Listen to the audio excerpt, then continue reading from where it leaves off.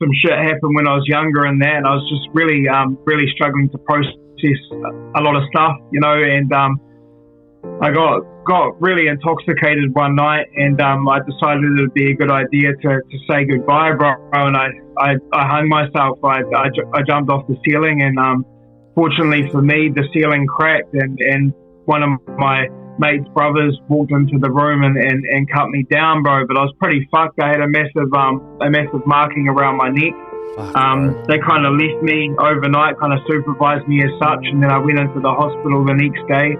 Was sitting in the waiting room for who knows how long, and like long. Basically went in there, bro. They gave me some pills, probably enough to take myself out completely, and sent me home, brother. And then like time goes on. Obviously I just keep using drugs and alcohol, keep taking whatever I could get my hands on, and then eventually in later life I ended up stabbing myself. Yeah, it was horrific, man, and that's the thing. I think like those were the two significant things that I've openly spoken about on social media and stuff like that. And a lot of the stuff I hear, like it's a very common thing, bro, of survivors of suicide, you know what I mean, and a lot of unfortunate cases where they're fully committed and they're no longer here, and I've lost a couple of really close friends of mine to it, and same, it's just like you hear about it far too much, my bro, you know what I mean, far too much. Like you've obviously got a lot of good people out there doing a lot of good work, us included, preaching that message, getting it out there. But unfortunately, when people are feeling that way, the last thing they want to do is be on fucking social media, and the last thing that they want to do is connect with other people.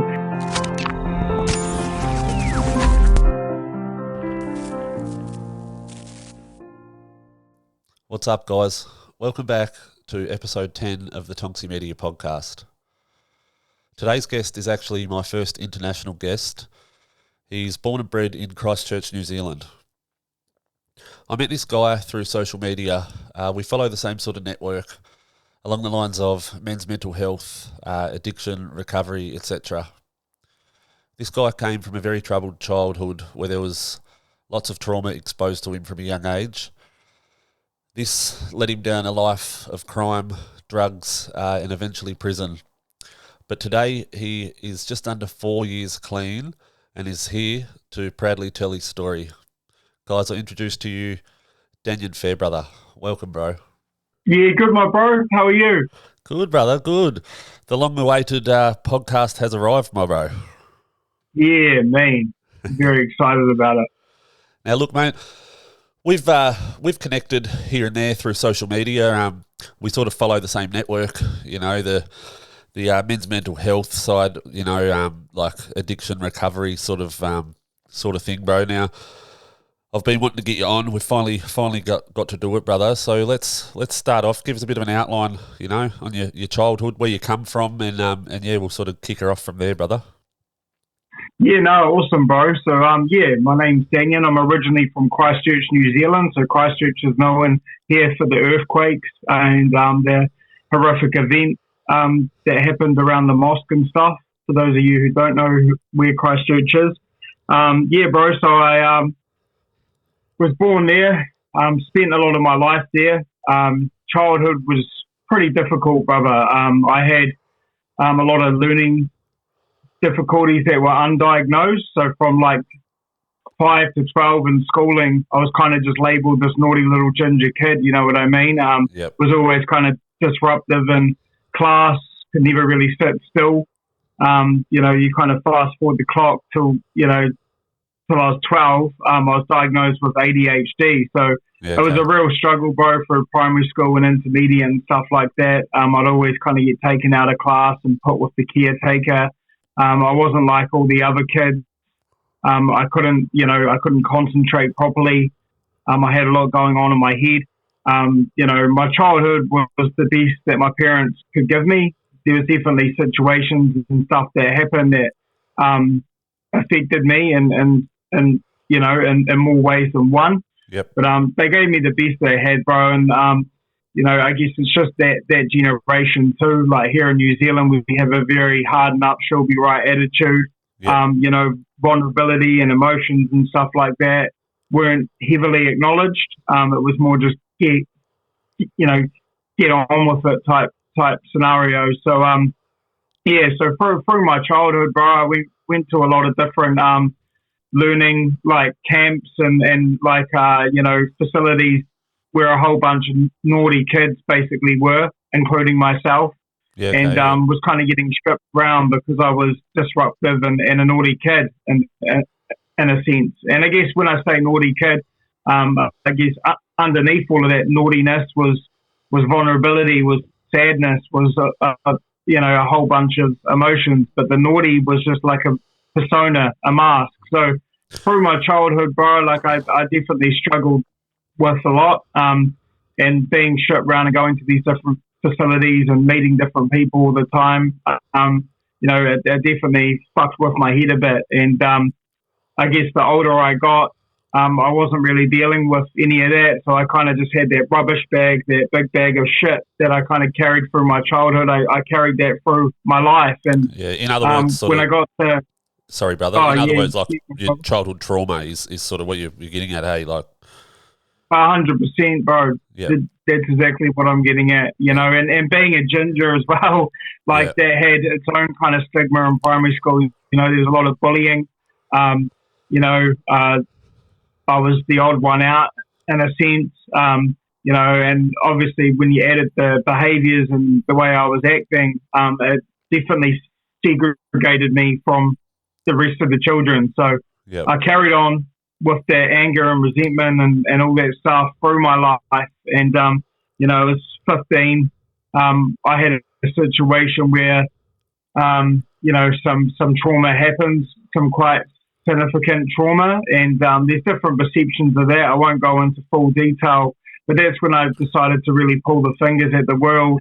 And I started to become more angry than I've ever been, and just kind of went down a very, very dark road, which, includes, selling drugs, gangs, kind of mixing and mingling with like-minded people that were hurt.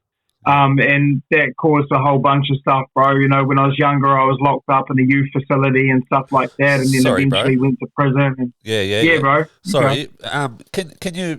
I mean, like, it's totally up to you, bro, but can you dig in a little bit deeper into sort of how bad things went, like sort of what type of drugs and shit you was mixed up in and sort of, yeah?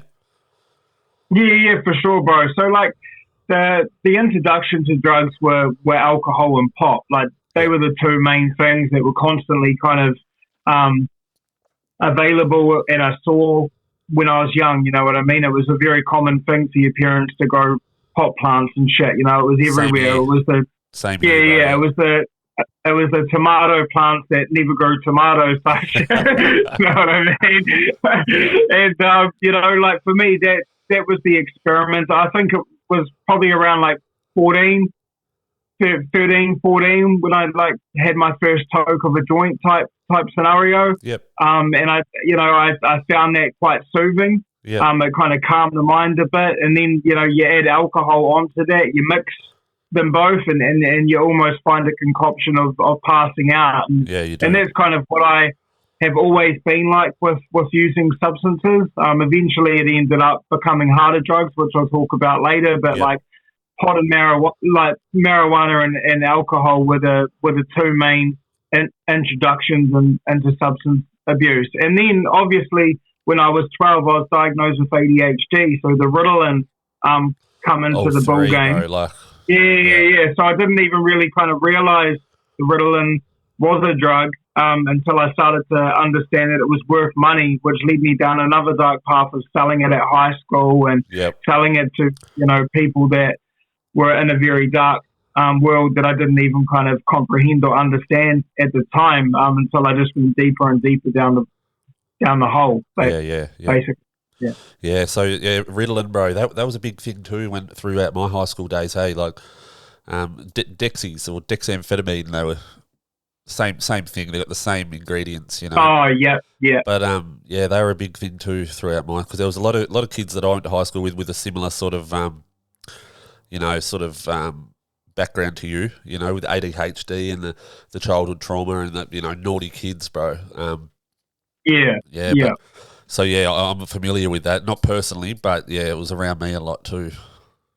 Yeah, bro. And I think that's the thing is what I started to understand systematically, like the government and our systems. And I'm assuming Australia, well, I know, from what I've heard, Australia is very similar in the way of the system and the government and stuff like that.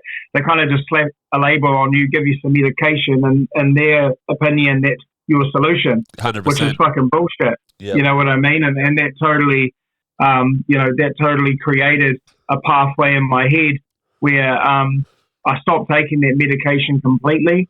And I started selling it because because someone else was kind of selling my medication, and I realized that it was worth money. Yeah. And then all of a sudden, I'm getting given, swapsies for the Ritalin. I'm taking different drugs, and in class, I'm getting given morphine. I'm not even knowing really what it is. I'm just swallowing it down, bro, and sitting in class like completely zonked out of my brain.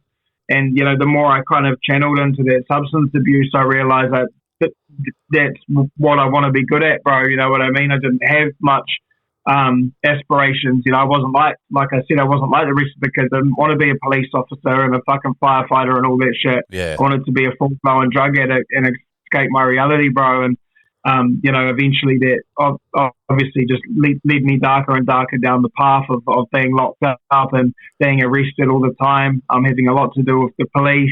Yeah. Being labelled a menace to society, and it was a pretty rough patch. Yeah, true, yeah. All right, bro. Yeah, so when did things sort of really start to spiral out of control? Like, yeah, like they were spiraling out of control probably from 15 till like I'd say like 18, 19, 20. Like it was a very, very chaotic time in my life. Yep.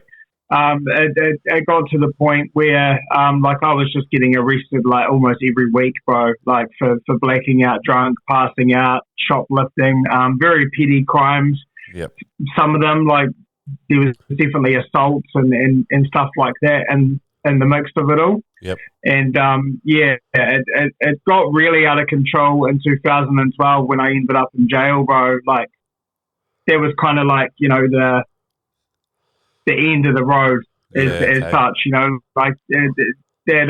How old were you, really, bro? So I was 18. So I went into prison twice into the youth unit, and so I got out on my 18th birthday. I got given what they call over here a steps of freedom, like some money. So I just bought a whole bunch of alcohol, and on that day, on my 18th birthday, when I got out, I got arrested that night. So that kind of just paints a picture of the type of mentality that I had. I wasn't equipped with the tools that Yeah, I hear you, bro. So how long did you serve that first, just before you turned 18? Like, it was probably like, I can't fully remember. Like, I can't fully remember, bro, but it was probably just over a month, possibly. Like, I never spent like big time in there, and I never would like claim to have, done a massive prison sentence and stuff like that. But I will say one thing, bro, like being in that environment, because I was in the youth unit. So like when you're under 20, I think you're given like the alternative of going into the youth unit or mainstream. And initially I was like, chuck me into mainstream, thinking I was this big tough gangster fella, and the screws in there are looking at me like, fuck off, hey? You know what I mean? You're not going in there. You'll get fucking, butchered.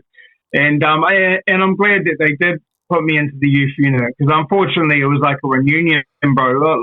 Like I said, I went into all those facilities when I was younger. It was just all of those guys, bro, you know what I mean, from my past of being put onto these health camps and boarding schools and that. It was all of them. And so I wasn't long, bro, but it was long enough, and obviously I went back the second time, and that's when the rehab and the recovery stuff started to kind of come into fruition. And I realized that there was light at, there was light at the other end of the tunnel. Yep. All right, so you got out on your 18th birthday. You got given some money and you went and just blew it all on alcohol and ended up back straight in there. So how long was you out for? Yeah, so like I got arrested. I didn't go back into prison that time, but Okay. I think I ended up on like some form of like a probationary sentence, and Yep. I breached that, and then I think I ended up getting on home detention, and I cut the bracelet off. So it was only it was probably about a month, bro, tops, and then I ended back up in jail. Yeah. Yeah, right. You cut the bracelet off, did you say? Yeah. So I got given home detention, and yeah, I was fuck this. I'm not, and I guess that was the narrative in my head, bro. It was like that Rage Against the Machine song, fuck you, I won't do it. You tell me like that. Yeah. That's what I live by. I hated the system and I hated the government because a lot of the time these facilities and shit they were putting me in were fucking messed up, Yeah. and the shit that they were doing was crazy. Look, you're only like 12 years old. I was only like 12, bro, and they're locking me into these fucking cells, like no toilets, no anything, bro. Yep. And like it was fucking messed up, man. Fuck, bro. That's it's not a nice thing for somebody that age, eh? Like, you just Nah. just coming into adulthood, like, and yeah, it's pretty traumatizing, bro. Oh, it's pretty rough, bro. And like for me personally, I'm not a victim of like sexual abuse and stuff like that. But I know for a fact, a majority of my peers and a majority of the bros are. You know what I mean? And some fucked up shit happened, man. And that bro over there, Russell, constantly talks about it. You know what I mean? Like constantly advocates for it. And the thing is, it's not just that type of abuse; it's the physical abuse, like the way that these people that are employed to do their job were restraining kids. It wasn't right, bro. Like I've been restrained quite a few times when I was younger. And the way that they like restrained you was giving you a hiding, bro. You know what I mean? Yeah. Like they literally drag you like a rag doll and just treat you like absolute shit, mate. Yeah, wow. Crazy, bro. Crazy. Yeah, definitely was, brother. So you said earlier, bro, that you started to get into heavier drugs and stuff like that. Can you go into that a little bit, brother? Yeah, definitely. So like I said in high school, there was morphine, there was pills kind of being swapped over and stuff. I never kind of realised what they were or what they did. Eventually, methamphetamine came into it. And then obviously, you had all your benzos and your pills. And for me, people say, what was your drug of choice? What were you addicted to the most and all that? To be 100% honest with you, bro, I would take anything. From a young age, I was huffing fucking petrol, huffing fly spray. I'd take literally any substance to fucking get me out of here, bro. Yep. But obviously, like the meth and that led me to some real crazy psychosis, demonic episodes. And for me, like the relationship with that drug was kind of off and on. You know what I mean? Like once I kind of got out of prison and got clean at the rehab and then kind of relapsed. And I've kind of relapsed quite a few times from like 2012 till now. Like I'm coming up almost 4 years clean and sober now, bro. And it's the most clean and sober I've ever been in my life. Yeah, But wow. Congratulations, in between bro. that was just chaos, brother. You know what I mean? Like I'd basically get clean, off the pee and off the drugs and alcohol and stuff like that. Not have the self-love and self-esteem and relapse. But yeah, man, like some of the shit I was thinking and some of the stuff I seen around those harder drugs was just fucking unbelievable, bro. Yeah. And, like I've heard a lot on your podcast already of some of the horrific, traumatic shit that goes on. It's not talked about enough, and I think there's not enough kind of help or support for this type of stuff, you know what I mean? Like there's only so many psychologists and so many things that sometimes isn't even the answer to cure a lot of this type of shit that goes on. 100%, you know bro. what I mean? Yeah, here in Australia especially, like I'm not too sure about over there, but here in Oz, bro, like, if you're let's just talk about ice, for example, right? Yeah. If you're an ice addict, bro, and you're in and out of that world, in and out of the system and stuff, bro, you're just labelled. You just get a label put on you as a fucking junkie, bro. The system doesn't give a fuck about your health and well-being or anything like that. It's just like, yeah, it's absolutely fucked, bro. Like that's like I'm originally from Tasmania, bro. Like right down south, tiny little island, bro, at the bottom of the country, and Yeah. very similar place to New Zealand, I hear, like same weather conditions and shit like that, you know. But yeah, I'm originally from there, bro, and like once you're in the system down in there, because it's such a small place, bro, you're fucked. You know, that's why I originally moved away, bro, to get away from the reputation and just the shit, just because of the system, you know. Like it's, yeah, like you said, there is not enough. There's not enough. What's the word? Like they don't do enough about it. Like Yeah, and that's the unfortunate thing, bro. Like in a lot of situations and circumstances with a lot of the brothers that I've grown up with, and they're just totally lost in the system, bro. They're just another barcode. They're just another fucking number. And you know, they've given up. You know what I mean? And I guess that's the thing. And I'm sure you see that time and time again with the work you're doing over in Australia and the people you interact with and your hometown and stuff like that. Yep. Like, to be 100% honest, like I can't really name a hell of a lot of people that have like come out the other end of this shit, you know. Same, bro. That I've gone through, and it's fucking horrible, bro. Like they're either in jail or dead, and it's fucking terrible, and that's exactly where I was heading. And that's, you know, unfortunately is where I kind of wanted to head, bro, because like the situations and the shit that was going on and the undealt with trauma that was making me feel the way I was feeling, like I just wanted to leave this earth, bro, and I definitely tried a couple of times, man, and you know, I'm very grateful that I'm not, you know, dead, but at the time I just, you know, it was just fucking horrendous. Are you able to I mean, it's probably a pretty touchy subject, brother, but are you able to dig a bit deep into that? Like you... Yeah, for sure, man. So like after some shit happened when I was younger and that, and I was just really struggling to process a lot of stuff, you know, and I got really intoxicated one night, and I decided it would be a good idea to say goodbye, bro, and I hung myself. I jumped off the ceiling, and fortunately for me, the ceiling cracked, and one of my mate's brothers walked into the room and cut me down, bro. But I was pretty fucked. I had a massive marking around my neck. They kind of left me overnight, kind of supervised me as such, and then I went into the hospital the next day. Was sitting in the waiting room for who knows how long, and like long. Basically went in there, bro. They gave me some pills, probably enough to take myself out completely, and sent me home, brother. And then, you know, like time goes on. Obviously I just keep using drugs and alcohol, keep taking whatever I could get my hands on, and then eventually in later life I ended up stabbing myself. Yeah, it was horrific, man. And that's the thing, I think, like those were the two significant things that I've openly spoken about on social media and stuff like that.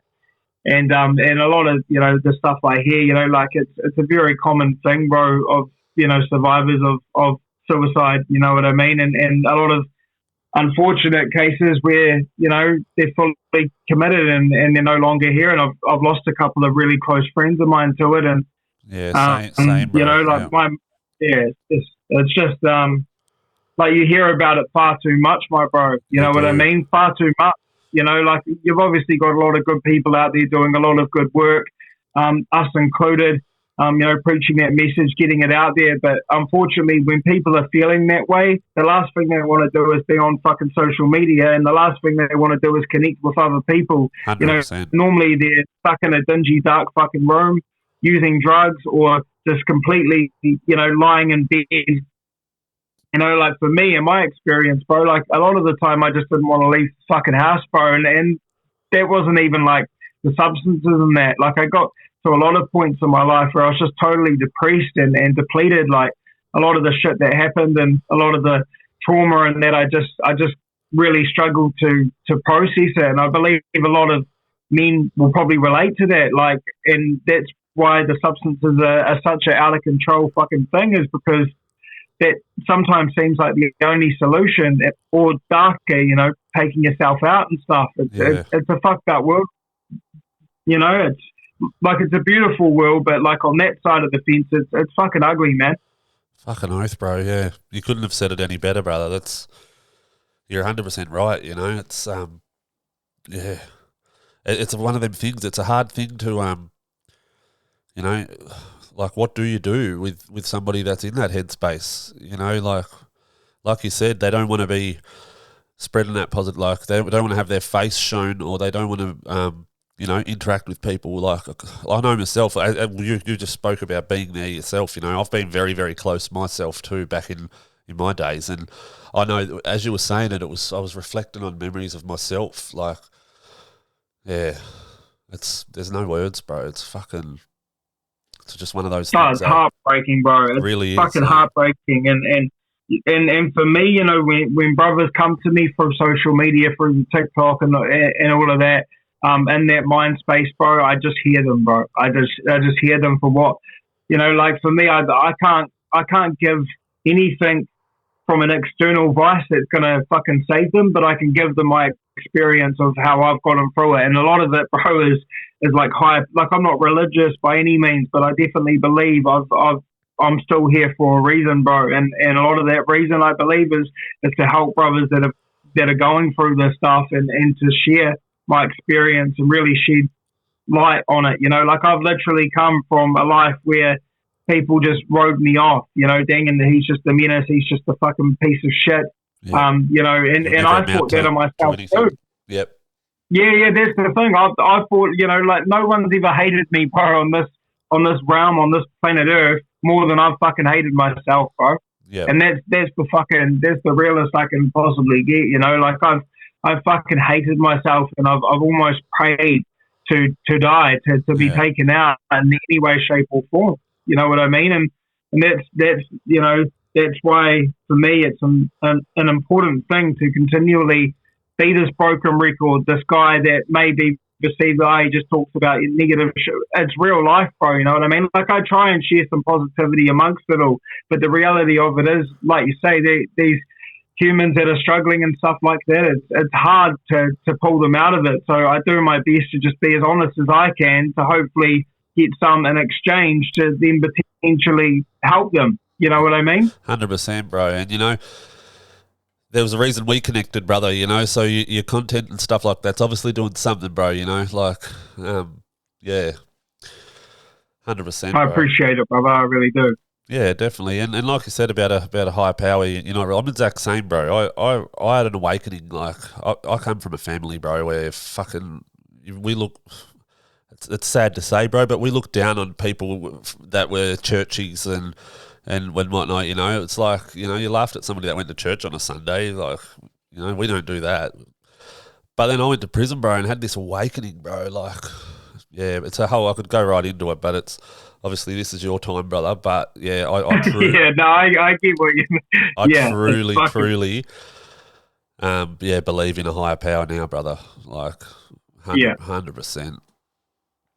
Yeah, man. Yeah. And that's the thing, I think, you know, from my own experience, brother, it all really comes down to that crossroad point every fucking day. You know what I mean? It's either you're going to go down this path, or you're going to go down this path, or you're going to pause in the middle. And for me, I just, every day now, bro, I just continue to try my best to just be who I am, because I've done everything opposite to that. I've tried escaping who I am as a person. I didn't like who I was. I tried, you know, following the trends, being, you know, one of the local animals over here, a sheep, and just following in the herd. But like the more I kind of grew into my authentic self, I've realized that I just got to keep being me, bro. And that's the most important message I could get out to anyone is, you know, we're told and we're kind of almost brainwashed in the sense of what we need to be and what we need to say and what we need to do and all these fucking rules. And I'm not saying go break all the rules,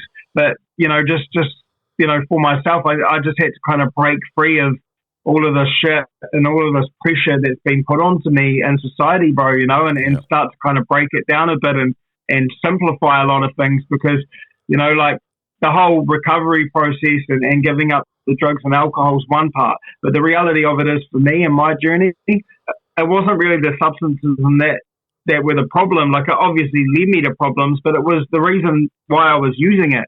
Like, I was addicted to escaping, my bro. You know what I mean? And that's why I say, you know, when people ask me what my drug of choice and all that, it was anything to get me out of my fucking head. Yep. Yeah, that's a good way to put it too, bro. Fucking oath. Like, how old are you, brother? I'm 30, brother. Yeah, okay. Yeah, same age. Well, I just turned 31, so. Yeah. Yeah, and what, you've been clean for 4 years, did you say? Coming up, bro, like maybe 2.5 months off it. Like, Yep. very close, yeah.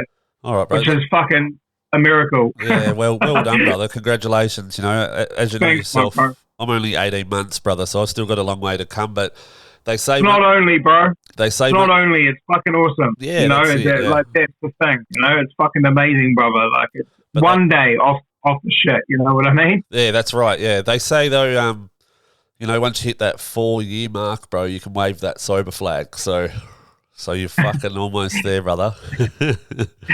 Sure, my bro. Yeah, no, it's been a journey, that's for sure. Now,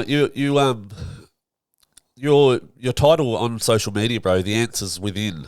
Let's talk about that. Yeah. Can you give us a bit of rundown on what that means and when it started, you know? Yeah, just a bit of... Yeah, for sure, bro. So, it would have been at least a couple of years ago. Me and my bro were sitting in the lounge. Where like he's hard out into poetry, and so am I. So initially, it was like a poetry kind of YouTube channel thing, and he wrote a whole bunch of names down to what we'd call it, and Answers with him was one of them, and it just really stood out to me, bro. And I picked it, and we went with it.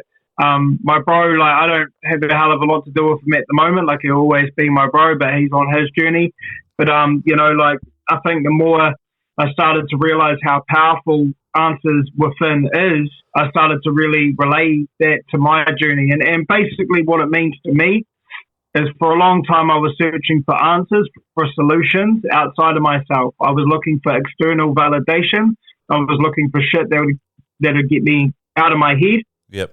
When I've gone through the healing process and going through the healing process, I've realized a lot of what I'm actually looking for, and a lot of like the problem of what was leading me to these dark demonic places was within myself. So a lot of the answers that have gotten me to the point where I'm at now have come from inside. Don't get me wrong, like, I've definitely got external help and stuff like that. But the reality of it is, bro, I could have 1 million people chanting my name, but it's not until I start to actually back myself and love myself and have that self-esteem, none of those 1 million people are going to matter. Yeah. Unreal, bro. Yeah, nice, brother. Yeah. So, you know, where do you see yourself, bro, in the future? Obviously, you've just got your apprentice and stuff now. Let's talk about the good stuff, bro. Yeah, for sure, bro. So I'm an apprentice chef at our hotel. I've been there just over a year. The apprentice journey didn't start off that well. I started in a company that got made redundant. Yeah. I got given like 5 days notice if I can find another job.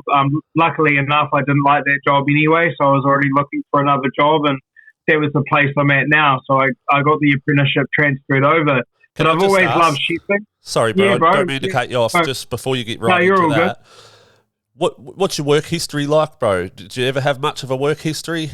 Like, nah, brother. Yeah, I just wanted to know that. Yeah, bro. The main work I was doing was bad shit.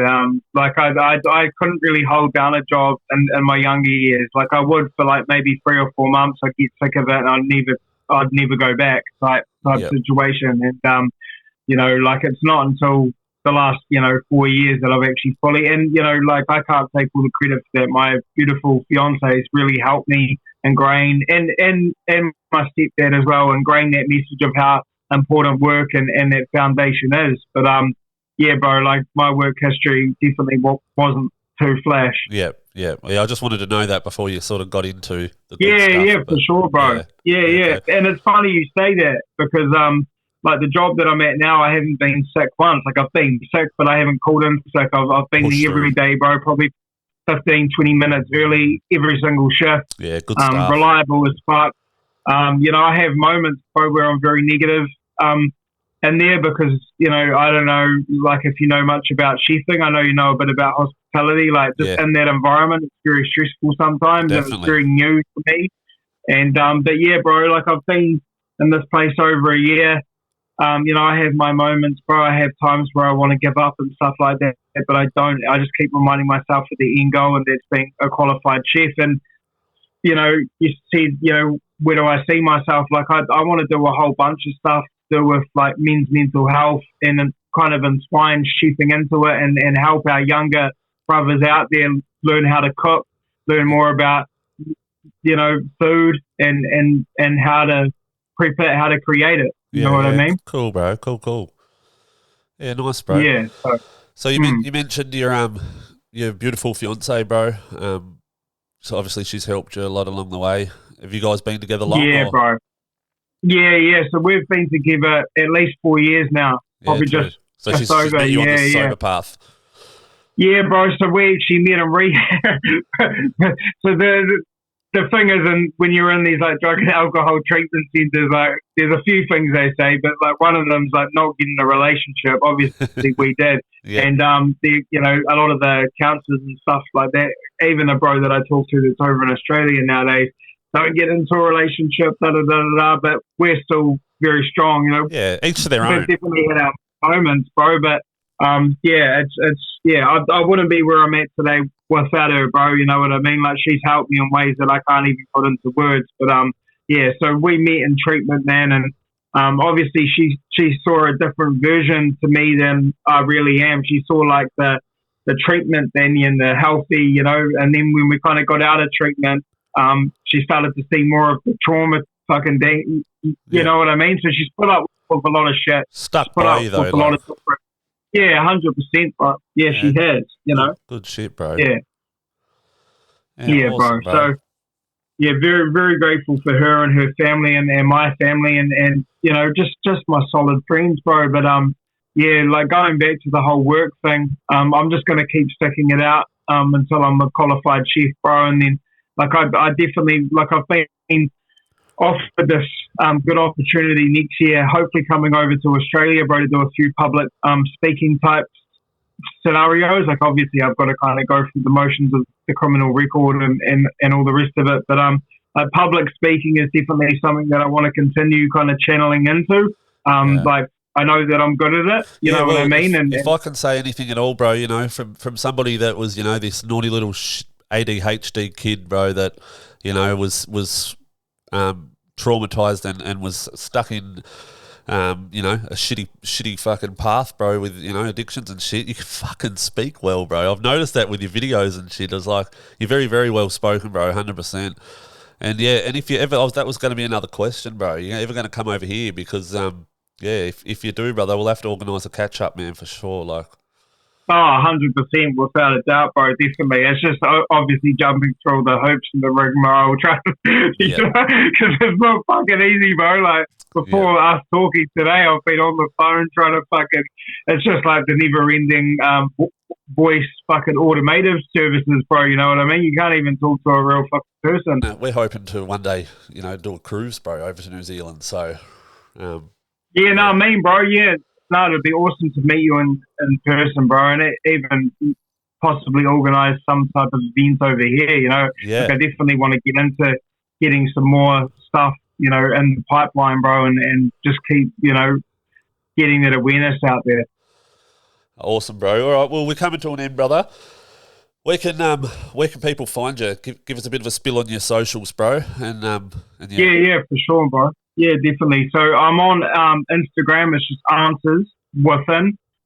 Same as the YouTube and TikTok, bro. You'll see a tree of life, black and white, and that's me, bro. Yeah, like if you want to give us a follow and subscribe to the YouTube and stuff like that, that'd be much appreciated. Yeah, awesome, bro. I'll throw your links in the description anyway, brother. But yeah, bro, it's been awesome hearing your story, bro. And we'll keep in touch, brother. Keep doing you, bro. You're kicking goals, brother, and it's awesome. And yeah, definitely follow that public speaking shit, bro, because you've definitely got a knack there, bro, for sure. Thanks, my bro. I appreciate it. It's been an honour and a privilege to be on your show. Much love. Cheers, brother. That is Danyon Fairbrother, guys. Thanks for watching. Hope you enjoyed it.